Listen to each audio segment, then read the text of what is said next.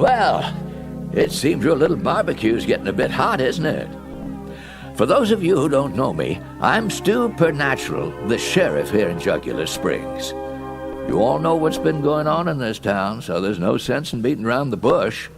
A vampire's loose and has been turning the innocent folks of our town into vampires themselves. The latest victim is dear, sweet Nora Flexion, Jugular Springs High's homecoming queen.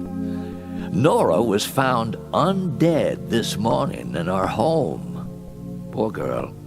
If only she'd paid attention to her vampire awareness class, she would have known to ward off the vampire with the garlic hanging in her pantry.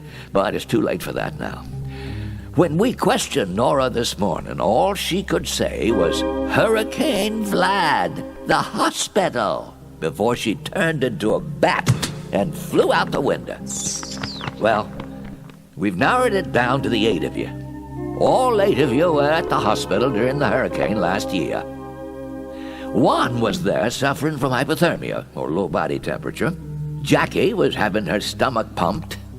Anita brought Howie to the hospital after his awful accident. She was waiting for him while he was having surgery to repair the damage.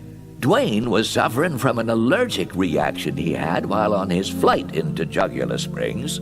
Killian was performing in the pediatric ward. Robin was operating on a patient. And Frida was bringing in survivors from the Six Black Flags amusement park. Well, here are the facts. Last night was the worst storm since Hurricane Vlad. Just after the storm started, someone attacked Nora and drained her of enough blood to turn her into a vampire. Well, since it takes 3 attacks to turn someone into a vampire, this must have been the 3rd such attack.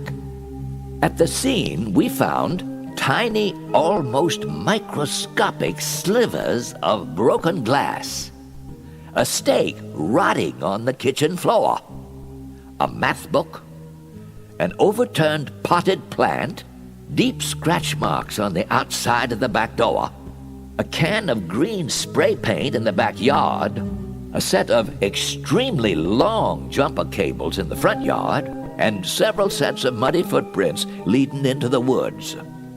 We'll leave you alone to find the vampire among you. And if you don't, well, maybe we'll just let the townsfolk decide.